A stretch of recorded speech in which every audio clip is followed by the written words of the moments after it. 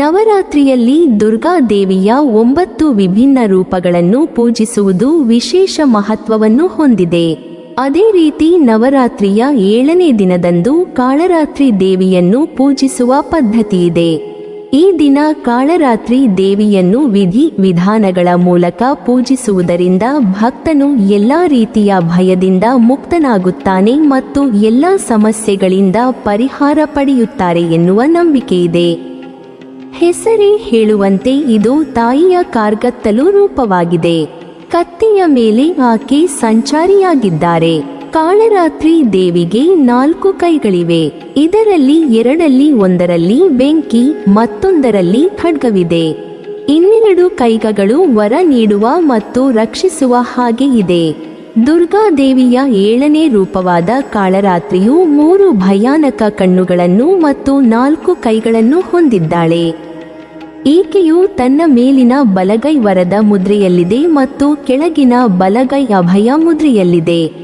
ಎಡಭಾಗದಲ್ಲಿರುವವರು ಒಂದು ಕೈಯಲ್ಲಿ ಕಬ್ಬಿಣದ ಮುಳ್ಳುಗಳಂತಿರುವ ಆಯುಧವನ್ನು ಮತ್ತು ಇನ್ನೊಂದು ಕೈಯಲ್ಲಿ ಖಡ್ಗವನ್ನು ಹಿಡಿದುಕೊಂಡು ಕತ್ತೆಯ ಮೇಲೆ ಸವಾರಿ ಮಾಡುತ್ತಾಳೆ. ಘೋರ ಕಪ್ಪು ಮೈಬಣ್ಣವನ್ನು ಹೊಂದಿರುವ ಈಕೆ ಬಿಚ್ಚಿದ ದಟ್ಟ ತಲೆಕೂದಲು, ಕೊರಳಲ್ಲಿ ರುಂಡಮಾಲೆ, ಬಾಯಲ್ಲಿ ಉರಿಯುವ ಬೆಂಕಿಯನ್ನು ಹೊಂದಿದ್ದಾಳೆ. ಪುರಾಣಗಳ ಪ್ರಕಾರ ಕಾಳರಾತ್ರಿ ದೇವಿಯು ಶುಂಭ ನಿಶುಂಭರನ್ನು ಸಂಹಾರ ಮಾಡಲು ಈ ರೂಪವನ್ನು ತೆಗೆದುಕೊಂಡಳು ಎಂದು ಹೇಳಲಾಗುತ್ತದೆ. ಧಾರ್ಮಿಕ ನಂಬಿಕೆಗಳ ಪ್ರಕಾರ ಕಾಳರಾತ್ರಿ ದೇವಿಯನ್ನು ಪೂಜಿಸುವುದರಿಂದ ಒಬ್ಬರು ಎಲ್ಲ ಸಾಧನಗಳನ್ನು ಸಾಧಿಸುತ್ತಾರೆ. ತಂತ್ರ ಮಂತ್ರದ ಸಾಧಕರು ವಿಶೇಷವಾಗಿ ತಾಯಿ ಕಾಳರಾತ್ರಿಯನ್ನು ಪೂಜಿಸುತ್ತಾರೆ. ಅದೇ ಸಮಯದಲ್ಲಿ ಕಾಳಿ ದೇವಿಯನ್ನು ಪೂಜಿಸುವ ಮೂಲಕ ವ್ಯಕ್ತಿಯು ಭಯದಿಂದ ಮುಕ್ತನಾಗುತ್ತಾನೆ. ತಾಯಿ ಕಾಳಿ ತನ್ನ ಭಕ್ತರನ್ನು ಅಕಾಲಿಕ ಮರಣದಿಂದ ರಕ್ಷಿಸುತ್ತಾಳೆ ಎನ್ನುವ ನಂಬಿಕೆಯಿದೆ. ರಕ್ತಬೀಜಾಸುರನನ್ನು ಸಂಹಾರ ಮಾಡುವುದಕ್ಕಾಗಿ ದುರ್ಗಾದೇವಿಯು ಕಾಳರಾತ್ರಿಯ ರೂಪದಲ್ಲಿ ಅವತರಿಸುತ್ತಾಳೆ. ರಕ್ತಬೀಜಾಸುರನನ್ನು ಕೊಂದು ರಕ್ತಬೀಜಾಸುರನ ರಕ್ತದ ಒಂದು ಹನಿಯೂ ಕೆಳಗೆ ಬೀಳದಂತೆ ಕುಡಿದು ಮದದಿಂದ ನರ್ತಿಸುತ್ತಾಳೆ. ಶಿವನ ಎದೆಯ ಮೇಲೆ ಕಾಲಿಟ್ಟ ನಂತರ ಆಕೆಯು ಸಹಜ ಸ್ಥಿತಿಗೆ ಬರುತ್ತಾಳೆ. ದಂತಕಥೆಯ ಪ್ರಕಾರ ರಾಕ್ಷಸರಾದ ಶುಂಭ ನಿಶುಂಭ ಮತ್ತು ರಕ್ತಬೀಜಾಸುರರ ಅಟ್ಟಹಾಸ ದಿನದಿಂದ ದಿನಕ್ಕೆ ಹೆಚ್ಚಾಗುತ್ತಲೇ ಇರುತ್ತದೆ. ಇದರಿಂದ ಆತಂಕಗೊಂಡ ದೇವತೆಗಳೆಲ್ಲ ಶಿವನ ಬಳಿ ಕಾಪಾಡುವಂತೆ ಬೇಡಿಕೊಳ್ಳುತ್ತಾರೆ. ರಾಕ್ಷಸರನ್ನು ಸಂಹರಿಸಿ ತನ್ನ ಭಕ್ತರನ್ನು ರಕ್ಷಿಸುವಂತೆ ಶಿವನು ಪಾರ್ವತಿಯನ್ನು ಕೇಳಿದನು. ಶಿವನ ಸಲಹೆಯಂತೆ ಪಾರ್ವತಿಯು ದುರ್ಗೆಯ ರೂಪವನ್ನು ತೆಗೆದುಕೊಂಡು ಶುಂಭ ನಿಶುಂಭರನ್ನು ಕೊಂದಳು. ಆದರೆ ದುರ್ಗಾದೇವಿಯು ರಕ್ತಬೀಜಾಸುರನನ್ನು ಕೊಂದ ತಕ್ಷಣ ಆತನ ದೇಹದಿಂದ ಹೊರಬಂದ ರಕ್ತದಿಂದ ಲಕ್ಷಗಟ್ಟಲೆ ರಕ್ತಬೀಜಾಸುರರು ಉತ್ಪತ್ತಿಯಾದರು. ಇದನ್ನು ನೋಡಿದ ದುರ್ಗಾ ಮಾತೆಯು ತನ್ನ ತೇಜಸ್ಸಿನಿಂದ ಕಾಳರಾತ್ರಿಯನ್ನು ರಚಿಸಿದಳು. ಇದಾದ ನಂತರ ದುರ್ಗಾದೇವಿಯು ರಕ್ತಬೀಜಾಸುರರನ್ನು ಕೊಂದಾಗ ಕಾಳರಾತ್ರಿಯು ಆತನ ದೇಹದಿಂದ ಹೊರಬರುತ್ತಿದ್ದ ರಕ್ತವನ್ನು ತನ್ನ ಬಾಯಿಯಲ್ಲಿ ತುಂಬಿಕೊಂಡು ರಕ್ತಬೀಜಾಸುರನನ್ನು ಸೀಳಿ ಕೊಂದಳು. ನವರಾತ್ರಿಯ 7ನೇ ದಿನದಂದು ತಾಯಿ ಕಾಳರಾತ್ರಿಯನ್ನು ಪೂಜಿಸಲಾಗುವುದು. ಹೆಸರೇ ಹೇಳುವಂತೆ ತಾಯಿಯು ಕಗ್ಗತ್ತಲು ಮತ್ತು ಸಮಯದ ಸ್ವರೂಪಳಾಗಿದ್ದಾಳೆ. ಈ ದೇವಿಯು ಅಂಧಕಾರವನ್ನು ಹೋಗಲಾಡಿಸಿ ಬೆಳಕೆಂಬ ಶಕ್ತಿಯನ್ನು ನೀಡುತ್ತಾಳೆ. ಆಕೆಯು ತನ್ನ ಶಕ್ತಿಯಿಂದ ಅಂಧಕಾರವನ್ನು ಹೇಗೆ ದೂರ ಮಾಡುತ್ತಾಳೋ ಅದೇ ರೀತಿ ಮನುಷ್ಯನ ಬದುಕಿನಲ್ಲಿಯೂ ಕಷ್ಟಗಳನ್ನು ದೂರ ಮಾಡಿ ಧೈರ್ಯ ತುಂಬುತ್ತಾಳೆ. ಜೊತೆಗೆ ಧನಾತ್ಮಕ ಶಕ್ತಿಯನ್ನು ಪ್ರಾಪ್ತಿ ಮಾಡುತ್ತಾಳೆ ಎಂದು ನಂಬಲಾಗುತ್ತದೆ.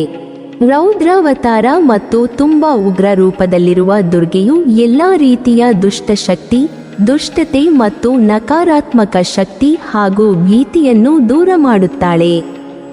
ಜೊತೆಗೆ ಭಕ್ತರಿಗೆ ಹೆಚ್ಚಿನ ಸಂತೋಷ ಕರುಣಿಸುವುದರಿಂದಾಗಿ ಆಕೆಯನ್ನು ಶುಭಾಂಕರಿ ಎಂದು ಕರೆಯಲಾಗುತ್ತದೆ. ಮಾತೆ ಕಾಳರಾತ್ರಿಯು ಕಪ್ಪು ಮೈ ಬಣ್ಣವನ್ನು ಹೊಂದಿರುತ್ತಾಳೆ. ಕತ್ತೆಯ ಮೇಲೆ ಕುಳಿತಿರುವ ಇವಳು ಬಿಚ್ಚು ಮುಡಿಯ ಕೇಶರಾಶಿಯನ್ನು ತನ್ನ ಸುತ್ತಲೂ ಹರಡಿಕೊಂಡಿದ್ದಾಳೆ. ಆಕೆಗೆ 4 ಕೈಗಳಿವೆ. ಎಡಬದಿಯ 2 ಕೈಗಳ ಪೈಕಿ ಒಂದರಲ್ಲಿ ಕುಡುಗೋಲು ಹಾಗೂ ಮತ್ತೊಂದರಲ್ಲಿ ಕಬ್ಬಿಣದ ಮುಳ್ಳು ಹಿಡಿದಿರುತ್ತಾಳೆ. ಬಲಗಡೆಯ 2 ಕೈಗಳಲ್ಲಿ ವರಮುದ್ರೆ ಹಾಗೂ ಅಭಯ ಮುದ್ರೆಯನ್ನು ಹೊಂದಿದ್ದಾಳೆ. ನವರಾತ್ರಿಯ 7ನೇ ದಿನವೂ ವ್ಯಕ್ತಿಯು ತಾಯಿ ಕಾಲರಾತ್ರಿಯ ಪೂಜೆ ನೆರವೇರಿಸಿದರೆ ಬದುಕಿನಲ್ಲಿ ಪೂರ್ಣ ಪ್ರಮಾಣದ ಅಭಿವೃದ್ಧಿ ಕಾಣುತ್ತಾನೆ ಎಂದು ಹೇಳಲಾಗುತ್ತದೆ. ಕಳಶ ಪೂಜೆ ಮಾಡುವ ಮೂಲಕ ತಾಯಿ ದುರ್ಗೆಯ 9 ಅವತಾರಗಳನ್ನು ನೆನೆದು ಪೂಜೆ ಮಾಡುವುದು ಮನೆಗೆ ಸುಖ, ಶಾಂತಿ, ನೆಮ್ಮದಿ ತರುತ್ತದೆ ಎಂದು ಹೇಳಲಾಗುತ್ತದೆ.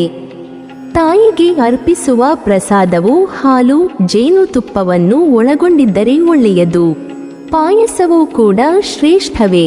ಮನುಷ್ಯನಿಗೆ ದುಃಖ, ನೋವು, ವಿನಾಶ ಮತ್ತು ಸಾವನ್ನು ಎಂದಿಗೂ ತಪ್ಪಿಸಲಾಗದು. ಅದು ಯಾರನ್ನೂ ಬಿಡುವುದಿಲ್ಲ. ಇವು ಜೀವನದ ಕಹಿ ಸತ್ಯಗಳು ಮತ್ತು ಅವುಗಳನ್ನು ನಿರಾಕರಿಸುವುದು ಅಸಾಧ್ಯ ಎಂಬುದನ್ನು ತಾಯಿ ಅರ್ಥ ಮಾಡಿಸುತ್ತಾಳೆ.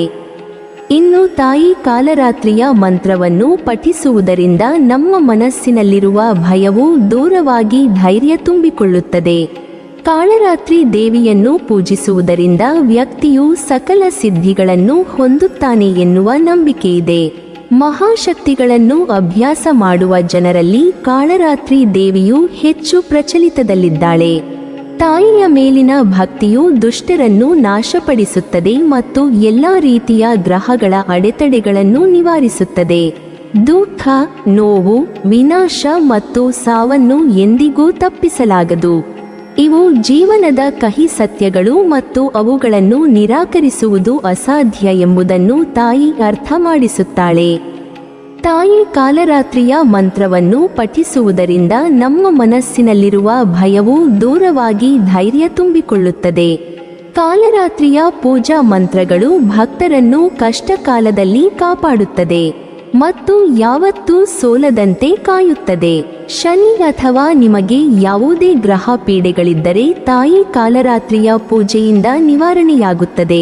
ನವರಾತ್ರಿಯ 7ನೇ ದಿನದಂದು ನೀಲಿ ಬಣ್ಣದ ವಸ್ತ್ರ ಧರಿಸುವುದರಿಂದ ತಾಯಿಗೆ ಸಂತೋಷವಾಗುತ್ತದೆ. ಈ ಬಣ್ಣವು ಉತ್ತಮ ಆರೋಗ್ಯ ಮತ್ತು ಸಮೃದ್ಧಿಯನ್ನು ಸೂಚಿಸುತ್ತದೆ. ತಾಯಿ ಕಾಳರಾತ್ರಿಯು ಶನಿ ಗ್ರಹದ ಅಧಿಪತಿ. ಆಕೆ ಜನರು ಮಾಡಿರುವ ಕೆಡುಕು ಹಾಗೂ ಒಳಿತನ್ನು ನೋಡಿಕೊಂಡು ವರ ನೀಡುವರು. ಆಕೆ ದುಷ್ಟತೆಯನ್ನು ಶಿಕ್ಷಿಸಿ ಒಳ್ಳೆಯದನ್ನು ರಕ್ಷಿಸುವರು. ಅವರು ಯಾವಾಗಲೂ ಕಠಿಣ ಪರಿಶ್ರಮ ಮತ್ತು ಪ್ರಾಮಾಣಿಕತೆಯನ್ನು ಗುರುತಿಸುವರು. ತಾಯಿ ಕಾಳರಾತ್ರಿಯನ್ನು ಪೂಜಿಸುವುದರಿಂದಾಗಿ ಶನಿಯಿಂದ ಆಗುವ ತೊಂದರೆ ಹಾಗೂ ಸಾಡೆ-ಸಾತಿ ಪ್ರಭಾವ ತಗ್ಗಿಸಬಹುದು. ಮಲ್ಲಿಗೆ ಹೂ ತಾಯಿ ಕಾಲರಾತ್ರಿಗೆ ಅರ್ಪಿಸಲು ಅತ್ಯುತ್ತಮವಾಗಿರುವ ಹೂ. ಶ್ರದ್ಧಾಭಕ್ತಿಯಿಂದ ನವರಾತ್ರಿಯ 7ನೇ ದಿನದಿಂದ ತಾಯಿ ಕಾಲರಾತ್ರಿಯ ಪೂಜೆ ಮಾಡಬೇಕು. ಗಣಪತಿ ಪೂಜೆಯ ಬಳಿಕ ಷೋಡಶೋಪಚಾರ ಪೂಜೆಯನ್ನು ಕಾಲರಾತ್ರಿ ತಾಯಿಗೆ ಮಾಡಬೇಕು. ಆರತಿಯೊಂದಿಗೆ ಪೂಜೆ ಕೊನೆಗೊಳಿಸಬೇಕು. ಕಾಲರಾತ್ರಿ ತಾಯಿಯನ್ನು 7ನೇ ದಿನದಂದು ಪೂಜಿಸುವುದರಿಂದ ಭಕ್ತರಲ್ಲಿರುವಂತಹ ಎಲ್ಲ ರೀತಿಯ ಭಯವು ನಿವಾರಣೆಯಾಗುವುದು. ಅವರ ಅಭಿವೃದ್ಧಿಗೆ ಇರುವಂತಹ ಎಲ್ಲ ಅಡೆತಡೆಗಳು ನಿವಾರಣೆಯಾಗುವುದು. ಗುಣವಾಗದ ರೋಗವು ಗುಣವಾಗುವುದು. ಮಾನಸಿಕ ಶಾಂತಿ ಹಾಗೂ ಸುಖ ನೀಡುವರು. ಆಕೆ ತನ್ನ ಭಕ್ತರಿಗೆ ಎಲ್ಲ ರೀತಿಯ ಒಳ್ಳೆಯತನ ಮತ್ತು ಸಮೃದ್ಧಿ ಕರುಣಿಸುವರು. ಇದೇ ವೇಳೆ ಎಲ್ಲ ರೀತಿಯ ಪಾಪ ನಿವಾರಣೆ ಮಾಡಿ ಸರಿಯಾದ ಮಾರ್ಗದಲ್ಲಿ ಸಾಗಲು ನೆರವಾಗುವರು. ನವರಾತ್ರಿಯ 7ನೇ ದಿನವನ್ನು ಮಹಾಸಪ್ತಮಿ ಎಂದು ಕರೆಯಲಾಗುತ್ತದೆ.